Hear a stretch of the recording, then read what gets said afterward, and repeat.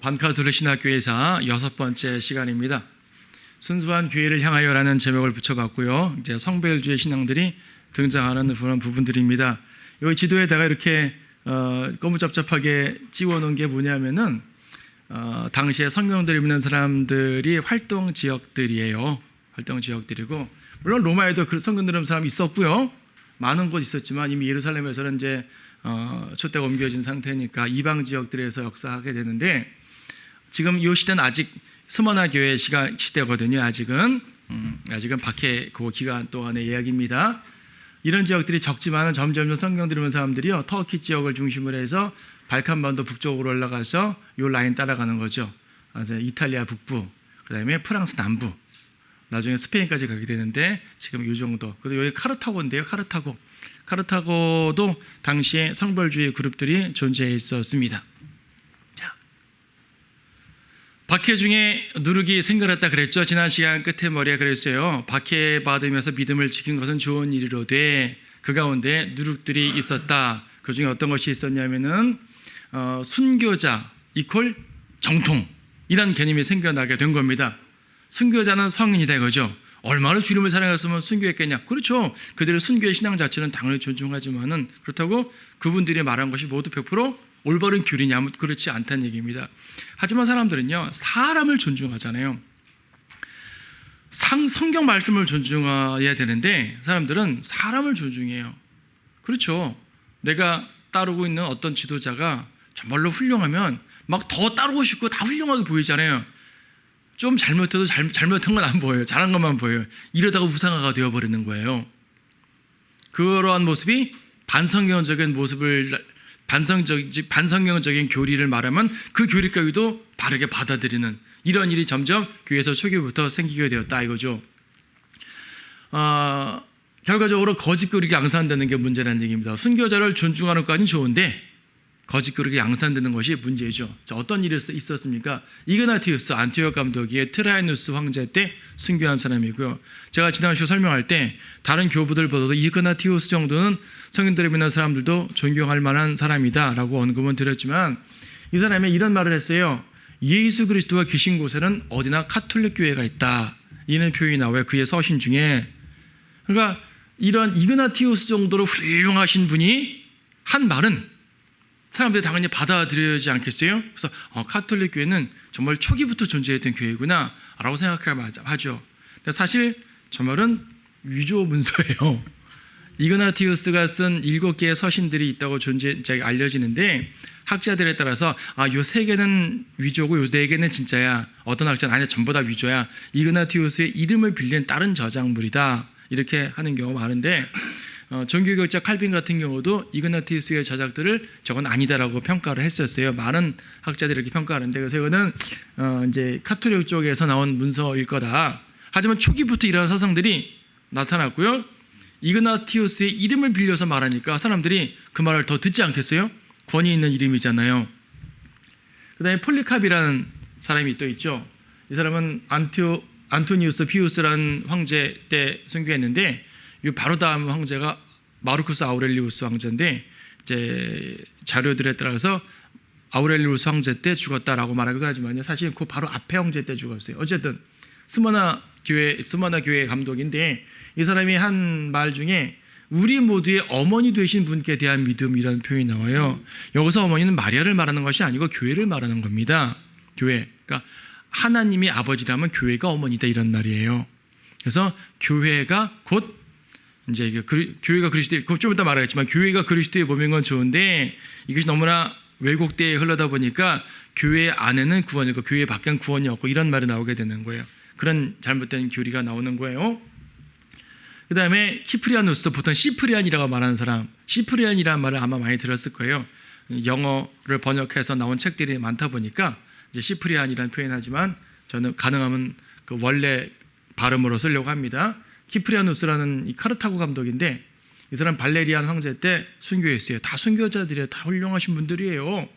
하지만 그들의 교리가 다 훌륭한 건 아니란 말입니다.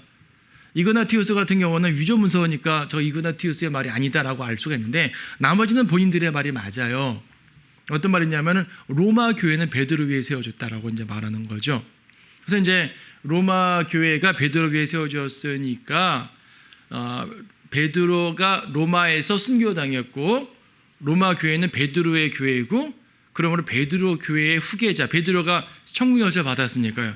베드로 교회의 후계자들이 천국 열쇠의 후계자들이고 그리고 로마 교회가 다른 모든 교회에 우뚝 서 있는 그 최고의 교회인 것이고 이런 이제 이론들이 나오기 시작하는 거예요. 그러니까 이 카톨릭 교회 우리가 알고 있는 지금 천주교 이 카톨릭 교회가 공식적으로 체계를 제대로 갖춘 것은 6세기 이후예요. 6세기 이후 600년 700년 뒤에 가서야 제대로 카톨릭 교회 교황이라는 공식 명칭 불리게 되는 거지 그 전까지는 카톨릭 교회가 확정되질 않았어요. 하지만 이런 거짓 교리들이 점점 준비되어 가고 있었던 것이죠. 그리고 역사적으로는 카톨릭 교황이 6, 7세기 돼야지 제대로 등장하지만 카톨릭은 항상 소급해서 말한단 말이에요. 베드로를 1대 교황이라고 말해요. 베드로는 교황이 아니었지만 카톨릭은 자기네 역사를 소급해서 쓰다 보니까 그 앞에까지 카톨릭 교회라고 말해지는 거예요. 사실은 아직 카톨릭 교회 아닌 거예요. 자, 하여튼 이제 이 순교자들이 이런 말을 하니까 이런 거짓 교리들이 정통인 양 양산되어 가고 있는 상황이 벌어지게 됩니다. 자, 거짓 교리의 근원이 무엇이냐 여러 가지로 볼 수 있지만 이런 관점으로 볼 필요가 있어요. 하나의 교회. 하나의 교회가 왜 잘못됐죠? 교회는 하나란 말이에요. 예수님의 몸이 여러 개입니까? 하나잖아요. 교회는 그리스도의 몸이고 교회는 하나다. 이것이 틀린 말이 아닌 것 같아요. 이 말 자체는 맞죠? 교회는 하나예요. 이 지상에 수많은 지역교회들이 있지만 지역교회 말고 그리스도의 몸으로서의 교회는 하나죠. 그렇죠? 각자 교회 흩어져 있지만 그 중에 구원받은 성도들만 쏙 뽑아 휴거되게 되면 한 몸일 거 아니겠어요? 그리스도의 몸. 그러니까 한 몸이란 것은 우리는 쉽게 생각하면 되죠. 구원받아 휴거되는 사람들이 한 몸인 거예요. 그들이 지금 각자 여러 지역교회에 흩어져 있더라도 심지어 어떤 교회는 비성경적인 교회에 출석한다 하더라도 심지어 교리적으로 잘못 알고 있다 할지라도 심지어 죄를 짓고 있다 할지라도 심지어 그리스도의 재림을 소망하지 않고 있다 할지라도 구원받은 성도는 무조건 그리스도의 몸 안으로 들어갑니다. 그 몸인 교회는 하나예요. 그렇죠? 문제는 이것을 지역교회, 지상에 있는 교회와 연결시킬 때 이상한 이론들이 나오게 되는 거예요. 자, 교회는 하나다. 좋아요. 여기까지 뭐 그럴 수 있어요. 근데 이것이 어떻게 이단 교회를 발전되는지 보면 이렇습니다. 여기서 카톨릭이라는 말이 나오는 거예요. 카톨릭이라는 말 자체는 보편적인이라는 뜻이에요.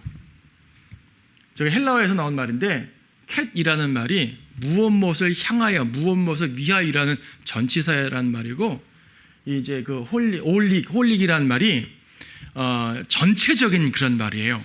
그래서 모든 사람을 위하여, 모든 사람에 의하여, 모든 사람의 이런 말이에요. 그래서 이제 어떤 특정 사람들이 아니라 모든 사람, 즉 보편적인이라는 뜻이에요. 그러니까 이제 가끔 러크만 책 본 분들은 카톨릭을 캣홀릭 그래서 고양이 헌신된 사람 이렇게 말하는데 그거는 언어 유희예요. 카톨릭을 비판하다 보니까 이렇게 이제 말하는 거지 일종의 언어 유희라 그래요. 그거는 어원적 설명 아닙니다. 하여튼 캐톨릭이라는 말은 보편적이라는 뜻이에요. 보편적이라는 말은 모두가 포함된다. 즉 구원받은 사람들의 모두가 포함된다라는 그러한 기본적인 개념에서 출발을 하는 거예요. 그러니까 캐톨릭이라는 말 자체는 우리가 지금 로마 카톨릭 교회라고 하니까 아주 나쁜 표현이지만은 전 자연스럽게 그냥 공통의라는 말이에요. 그냥 공통의. 그런데 이것이 어떻게 잘못되냐면은 그리스도의 몸을 왜곡하는 거죠. 그 지상에 있는 교회들을 가지고 한 교회라는 개념으로 받아들여지게 되는 거죠. 자, 오해하면 안 돼요. 그리스도의 몸이라는 얘기는 어디에 속해 있든지 간에 심지어 교회를 안 다닌다 할지라도 그렇죠? 영적으로 한 몸이란 말이에요. 그리스도의 몸이라는 이유로. 하지만 지역교회로서의 한 몸은 아니죠.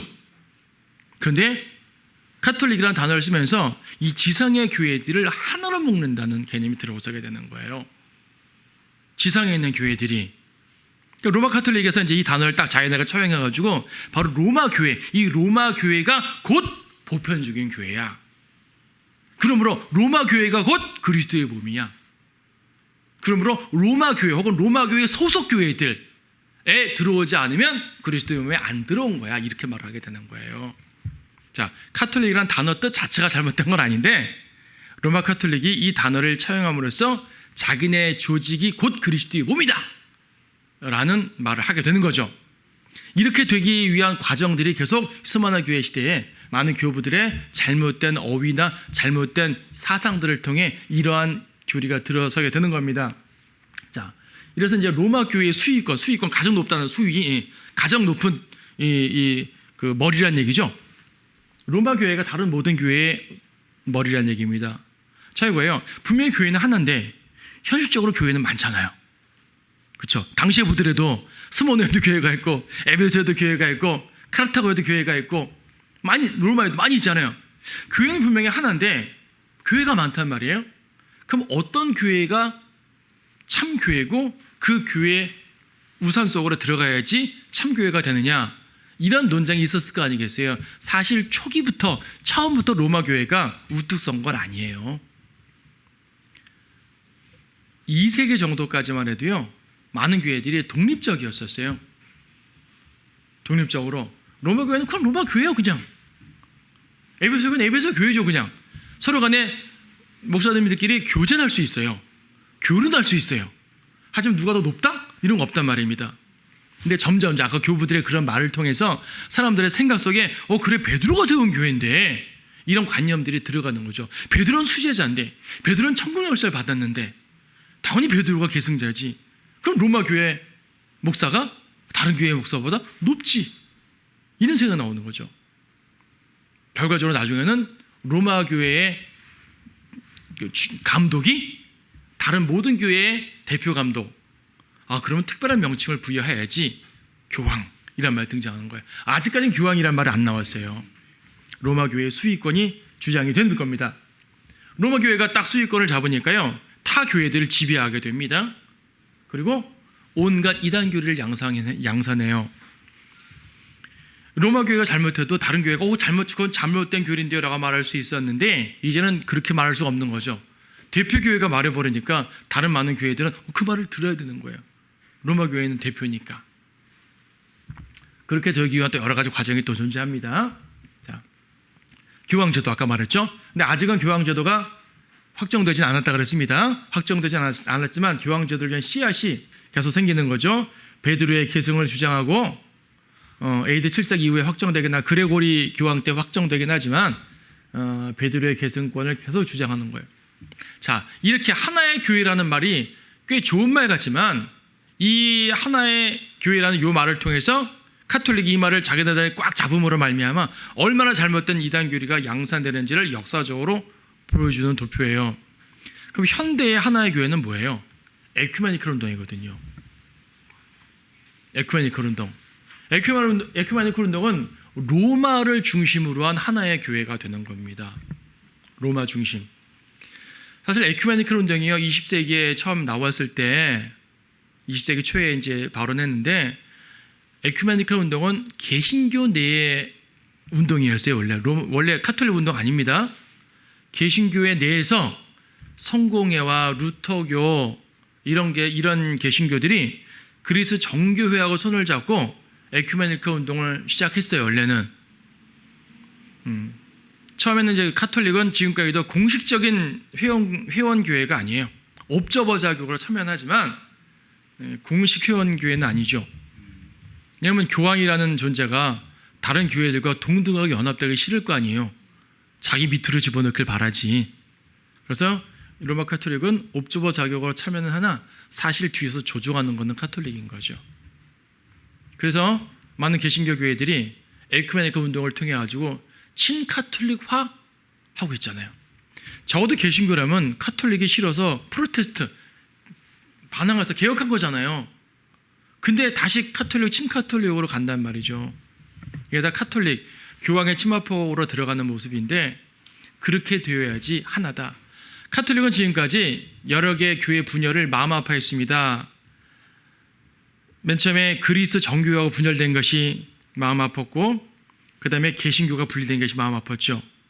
마음 아팠다는 말은 교황의 세력을 뺏겼다는 것이 분통 터졌다는 말입니다. 다른 말로 하게 되면. 그래서요, 그들을 모두 자기 발밑으로 가져와야지 다시 원처치가 되는 거예요. 에큐메니컬한 바로 그것을 추구하는 모습입니다. 어리석은 개신교인들이 그것도 모르고 참여하고 있지만 이 사탄의 거대한 이 그 계획이 이렇게 이루어져 가고 있는 거예요. 하나의 교회 참 좋은 말 같지만은 이렇게 왜곡되게 됩니다. 그래서 하나의 교회란 말은 카톨릭이나 에큐메니컬 운동가들이 주로 하는 말이고 우리는 하나의 교회란 말을 잘 쓰질 않아요. 우리는 대신 무슨 말을 쓰냐면 이거예요. 하나의 교회냐 순수한 교회냐 추구하는 바가 달라요. 물론 영적으로는 우리도 하나의 교회입니다. 그리스도에 보면 하나죠. 당연합니다. 그리스도에 보면 하나입니다. 그러나 이 땅에 있는 교회를 말할 때는 인간은 죄인이기 때문에 교회들은 변질될 수밖에 없거든요. 그럼 변질된 교회가 있고 변질되지 않은 교회가 있단 말입니다. 그럼 변질되지 않은 교회를 찾아야 되는 것이고 혹은 모두가 변질된 교회라면 성별해서 나라도 변질되지 않은 신앙생활을 해야 되는 것이고요. 하나, 즉 통일을 이룰 것이냐 순수성을 이룰 것이냐가 중요합니다. 유일이냐 순수냐 통일이냐 순수냐. 근데 통일은 항상 거대 세력들은 통일 쪽으로 갑니다. 순수를 주장하는 사람들은 소수일 수밖에 없어요. 그래서 항상 이단 소리를 듣는 거예요. 물론 소수라고 다 좋은 건 아닙니다. 잘못된 소수도 있습니다. 진짜 이단 소수도 있어요. 그렇죠? 이단들도 소수 있죠. 하지만은 소수기 때문에 좋단 말이 아니라 올바른 교회는 소수일 수밖에 없다.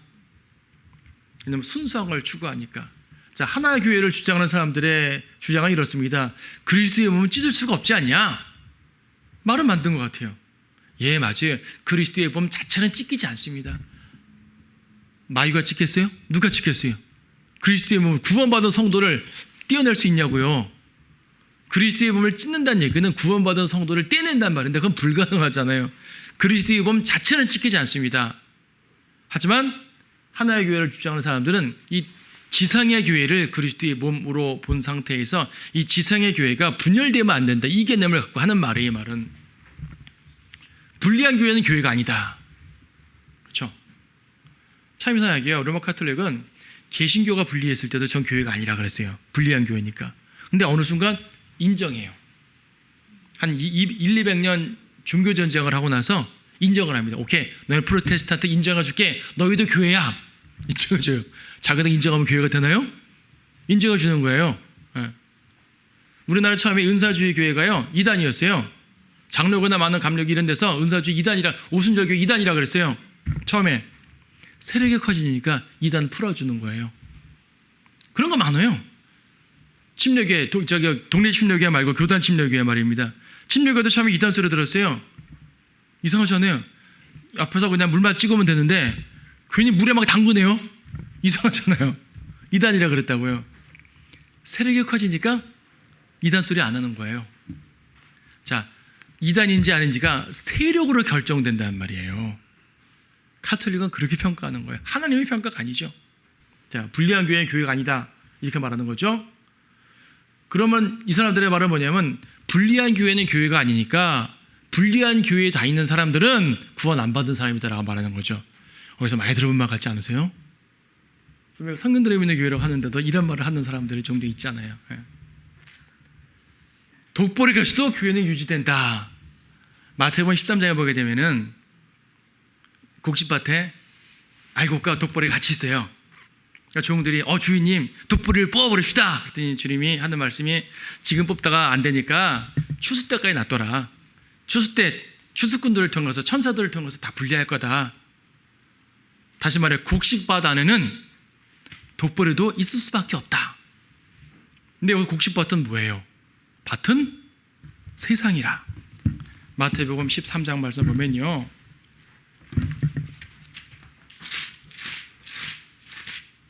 13장 38절 밭은 세상이며 주원 씨는 왕국의 자녀들이라 독보리들은 악한 자의 자녀들이라. 세상에는 하나님의 자녀와 죄인들이 존재해요. 맞죠? 근데 이런 하나의 교회 주장하는 사람들은 이 밭을 교회로 보는 거예요. 밭 안에 곡식과 독보리가 같이 존재한다. 개혁성에는 쭉정이라 되어 있죠. 예. 그 곡식과 쭉정이 같이 존재한다. 그러므로 교회 안에 쭉정어도 있죠. 교회 안에 쭉정어도 있는데 쭉정어지 있다고 교회가 아니라고 분리하면 되겠냐 이 말입니다. 그들의 논리가 그거예요. 당연히 교회 안에 독버리가 있는 게 당연하지. 왜 그거 갖고 화를 냅니까? 근데 밭은 교회가 아니라 세상이에요. 세상에는 악인이 존재하지만 교회 안에는 그러면 안 되는 거예요. 교회 안에는 쭉장이 독버리 있으면 안 되는 거예요. 복음은 전하지 않고 교회가 믿지 않는 자들로 가득해 하는 종교 누리하는 곳으로 되게 되면 그거는 독버리들로 가득한 곳이지 교회가 아닙니다. 근데 그들은 그래도 교회지. 그래도 교회다고. 독버리가 있어도 알곡도 있지 않냐 교회다. 이렇게 말해버리면 곤란하죠. 이게 바로 교회를 분열시키면 안 된다라고 주장하는 하나의 교회 주장자들입니다. 키프레네우스, 아까 말한 키프레네우스, 그리고 우리가 보통 어거스틴이라고 말하는 그 사람, 아우구스티누스, 그 사람이 이렇게 주장하는 거예요. 순수한 교회를 주장하는 우리들은 어떻게 말합니까? 교회는 참된 성도들의 모임이다. 가짜는 성도가 아니잖아요. 그렇죠? 교회는 양무리들이 모인 곳인데 양이 아니라 뱀도 있고 이리도 있고 염소도 있으면 이게 동물원이지 교회냐? 그렇게 말할 수가 있겠죠. 교회는 참된 성도들의 모임이어야지 그런 교회는 올바른 교회가 아니기 때문에 성별해야 된다, 분리해야 된다라고 주장을 하는 겁니다.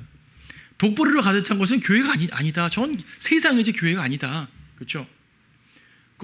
저쪽 사람들은 분리하면 교회가 아니라 그러는데 이쪽 사람들은 아니다. 분리한 것이 진짜 교회다라고 말하는 거죠. 그렇죠. 교회의 역사는, 참된 교회의 역사는요, 순수한 교회를 향한 투쟁의 역사입니다. 항상 이래 왔어요. 도나티스트, 다음 시간에 다룰 사람입니다. 오늘 도나티스트까지는 안 나갈 거예요. 도나티스트라고 4세기, 5세기에 아주 크게 융성했던 성별주의 그룹이 있었어요. 북아프리카에서 많이 활동했고요. 그 다음에 16세기 제16세기부터 이르기까지 수많은 성별주의 그룹들에 속한 사람들은 바로 순수한 교회를 주장하는 거예요. 그래서 순수한 교회를 주장하게 되면 분리주의자로 찍힐 수밖에 없죠. 자, 다음 장면에 그 내용이 나옵니다. 자, 순수한 교회를 향해서 투쟁하는 사람들이 이제 등장합니다. 성별주의자들이에요. 자, 성별주의자들 처음으로 등장한 사람이 2세기에 몬타니스트라 그래요. 몬타니스트라는 사람인데 이제 그 몬타누스라는 사람이에요. 푸르기아의 몬타누스, 아까 지도에서 맨 오른쪽에 터키 지역에 점 찍어놓은 게 푸르기아예요. 푸르기아의 몬타누스라는 사람이 있는데 이 사람을 따르는 사람들, 이 사람들이 더 많이 이제 융성해가지고요, 이동해가지고요, 융성보다도 박해받은 도망간 거죠. 이제 계속 이동해가지고 프랑스 남부나 북아프리카까지 진출을 했습니다. 많은 사람들이 몬타니스트가 되었어요. 이 사람들은 전천후주의를 믿었고요, 만인 제사장설, 그러니까 사제들만 특별하게 제사장 계급이 아니라 모든 성도들이 주님께 직접 나갈 수 있고 주님께 직접 구할 수 있다. 아니다. 로마 교회 같은 경우는 아니다. 사제를 통해서 하나님께 빌어야 된다. 그렇죠? 아니다. 모두가 직접 주님께 나아갈 수 있다. 만인 제사장. 그렇죠? 자, 올바로 믿은 사람들이죠. 이 사람들은요, 교리적인 것보다도 도덕적 성별이 되게 강조가 됐었어요. 사실상 16세기까지 제16 교도들은 교리적인 것보다도 교회론에서 독특했어요. 사실은 교회론. 오늘날 침례교회들이 일반 제도교회와 많은 부분 교회론에서 유사한데 사실은 그러면 안 되는 거예요. 특히 도덕적 성별이 많이 강조됐는데 터툴리안이라는 사람이 있어요. 대표적으로 몬타니스트 저술가예요. 몬타니스트 교부인데 여러분 지난 시간에는 이제 순교자의 피는 교회의 씨앗이다라고 말한 그 사람. 다른 교부들과 조금 개념이 다른 사람인데 이 사람은 카톨릭 쪽 속한 사람이 아니라 몬타니스트 쪽에 속해 있기 때문에 일반 카톨릭 쪽 신학자들은 참 비판을 좀 많이 합니다. 이 사람에 대해서.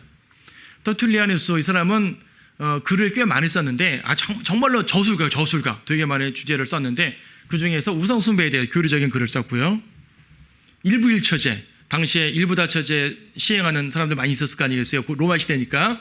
그리고 잘못됐다, 그리스도는 그러면 안 된다, 성경적으로 제시하고, 부활에 대해서 교리적인 글도 쓰고요, 기도에 대해서, 심지어 여성들의 복장에 대해서 이런 것까지 아주 세세한, 당시 사람들이, 그리스도인들이 좀 이렇게 뭐랄까요, 도덕적으로 경건한 사람들이 추구할 만한 그런 내용들을 글로 많이 남겨가지고 교리적으로, 도덕적으로 이제 하나의 성결주의 신앙 체계를 가져온 거예요.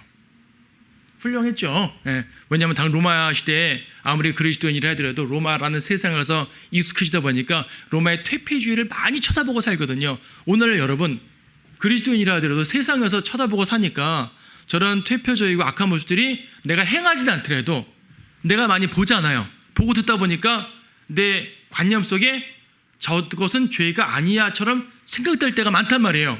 죄는 죄인데 무뎌지게 되는 거예요. 이분들도 그랬어요. 로마 시대니까. 그래서 터툴리안 같은 이러한 사람들이 그러면 안 된다. 그리스도는 이래야 된다.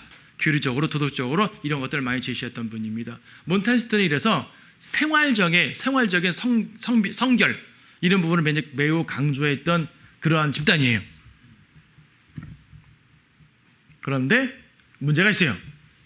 부정적 모습도 있습니다. 좀 광신적이었어요. 그냥 열성이라서 광신이란 말이 아니라 은사주의적인 모습이 있었어요. 직통 계시,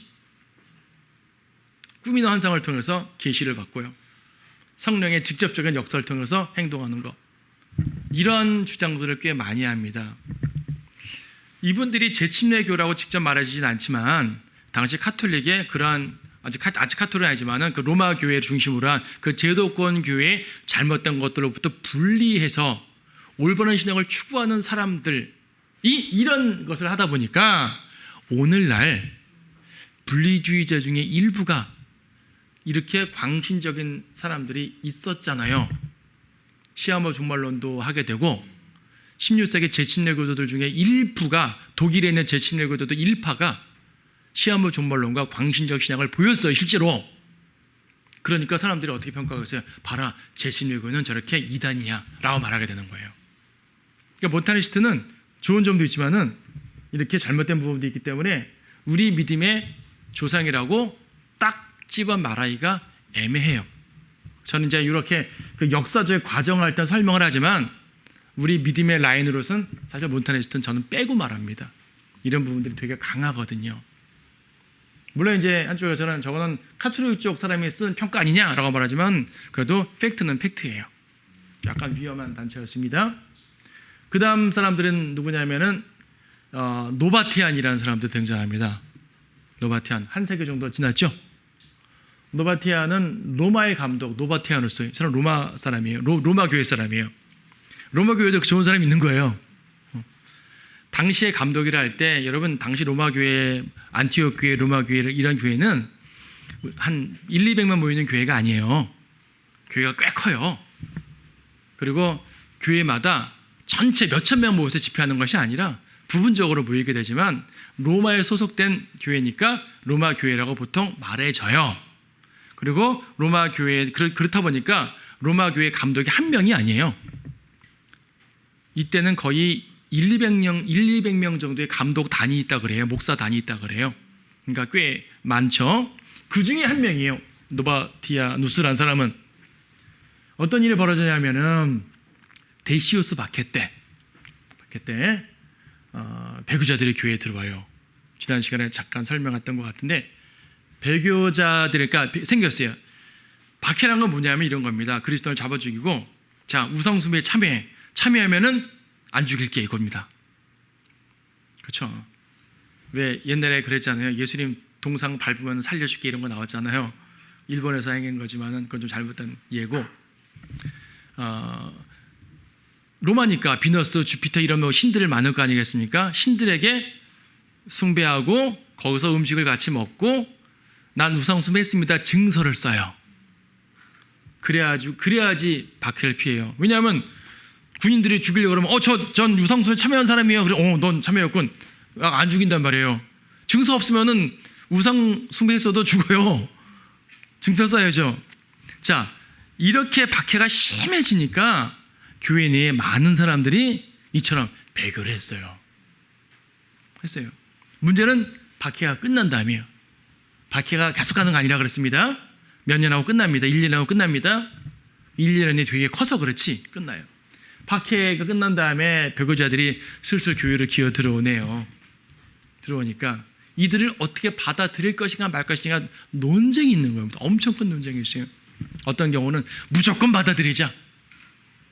어떤 경우는 아니다. 회개하면 받아들이되 회개도 참여 정도, 왜 우리가 친일파도요, 적극적 친일과 뭐 생계형 친일 있다 그러잖아요. 마찬가지로 적극적 배교와 어쩔 수 없는 배교가 있지 않아요? 그러면 이런 것들 나눠서 뭐 며칠간의 자숙기간, 몇 달간의 자숙기간 이런 식으로 이제 어떤 요식행위를 만드는 거예요. 이런 과정을 거쳐서 받아들이자. 어떤 사람은 아니다, 절대 불가, 저 가짜야. 가짜이기 때문에 못 받아들여 하는 사람이 있죠. 노바티아는 이 후자에 속한 사람입니다. 노바티아누스 절대 수용 불가, 안 된다 이거요. 여러분 어떻게 생각하세요? 회개하면 받아들이는 게 맞아요. 노바티안이 볼 때 그 회개는 요식행위였다는 얘기죠. 제가 회개를 믿을 수 없다는 얘기죠. 교회는 들어오면 안 된다라고 주장했어요. 좀 극단적이긴 해요. 좀 심하긴 했어요. 그래서 분리주의 그룹이 형성이 됩니다. 이 사람들은 후일 도나티스트에 영향을 줘요. 도나티스트는 한 세기 다음 사람입니다. 4세기 사람인데 도나티스트 운동이 아주 이 분리주의 운동이 고대 분리주의 운동에서 아주 핵심적인 사항이고요. 도나티스트에 대해서 제대로 알게 되면 분리주의를 제대로 이해할 수 있는 사람입니다. 이건 다음 세기니까 다음 시간에 볼 거고요. 오늘 노바티안까지 볼 텐데, 자, 노바티아누스와 반대된 사람이 누구냐면은 바로 키프리아누스, 시프리안입니다. 아까 말한 시프리안. 모든 교회는 로마 교회로 귀속된다고 말한 그 사람. 원래 키프리아누스는 카르타고의 감독이었어요. 로마 감독이 아니거든요. 근데 이 논쟁에 끼어드는 겁니다. 끼어들어가지고 일정한 회개의 과정을 거치면 수용해야 된다라고 주장을 합니다. 거기까지는 말이 되는 것 같아요. 여러분, 회개하면 받아들여야죠. 회개도 받아들이지 않으면 극단적인 거 아닙니까? 근데 이 사람들의 말은 회개야만이라는 것이 진정으로 통회하고 하나님 앞에 회개하는 것이 아니라 교회 안에서 어떠한 요식적 절차를 갖추는 걸 말하는 거예요. 그건 안 되잖아요. 그렇죠? 노바티아누스가 분노한 건 거기에 분노한 겁니다. 회개해서 받아들이지 말자는 것이 아니라 저들의 말한 회개는 교회의 요식적인 절차 아니냐. 며칠간 자숙하고 몇 달간 자숙하고 그게 뭐예요? 진짜 하나님 앞에 회개해야지. 정말 하나님 앞에 회개했으면요, 교회에 받아들이지 않아도 감수를 해야 되는 거거든요. 사실은요. 왜냐면 그래도 그래, 나는 너무나 죄졌기 때문에 못 받아들여도 어쩔 수 없어. 하지만 내가 주님 앞에 돌아왔으니까 주님께서만 나를 알아주시면 되고, 앞으로 나의 모든 여생은 힘들지만 주님 안에서 회개하면서 살겠다. 이것이 올바른 자세요. 그렇게 했을 때 주님께서 그래, 너 충분히 회개해서 나 믿어 하고 세워주시는 거거든요. 교회의 회개는 기간 그런 것이 아니란 말이에요. 요식행위가 아니란 말이에요. 진정한 통회죠. 다윗 같은. 노바티아누스는 그걸 지적한 겁니다. 약간 다소 과격해 보일지 모르지만, 반면 시프리아누스는 어떤 과정만 잘 거치면 받아들여야 된다. 왜 받아들여야 된다 말하냐 하면 이유가 이거예요. 교회에서 분리하면 지옥 가니까. 여러분 이해되시죠? 이해되시죠? 네. 그래서요, 교회에서 분리하면 하나님은 아버지고 교회는 어머니다. 아까 누가 그랬죠? 그래서 어머니에 가서 분리한 것이니까 마치 이 아기 새가 어미 둥지에서 벗어나게 되면 보호가 없어서 죽는 것과 마찬가지로 교회에서 벗어나게 되면, 어머니 교회에서 벗어나게 되면 그는 구원 못 받는 거다. 그러니까 교회 안으로 들어오도록 해야 된다라고 말하는 거예요. 자, 회개함은 받아들인다는 말 자체는 좋은 것 같지만 그 말의 의도가 바로 이거였어요. 교회에 들어와야 구원이다. 이 교회가 어느 교회예요? 로마 교회. 로마 교회잖아요, 지금. 이런 내용들이 바로 당시의 교부들이 알고 있는 잘못된 교리, 거짓 교리가 정착하는 과정. 그래서 노바티아는 그러면 내가 분리하지 뭐. 저 악한 자들을 내쫓지 않으려면 내가 나가겠다.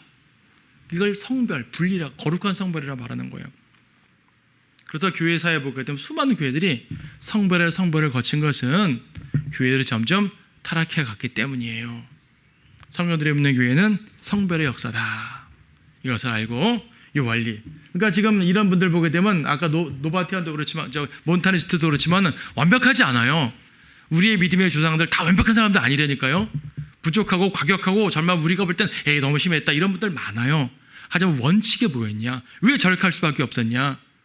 이 교회사는 하나의 교회를 만들려는 그 세력과 순수한 교회를 만들려는 그 성도들 간의 끊임없는 갈등 관계였다는 사실, 이것을 우리가 분명히 안다면 우리가 나아가야 될 바를 알 수 있겠죠.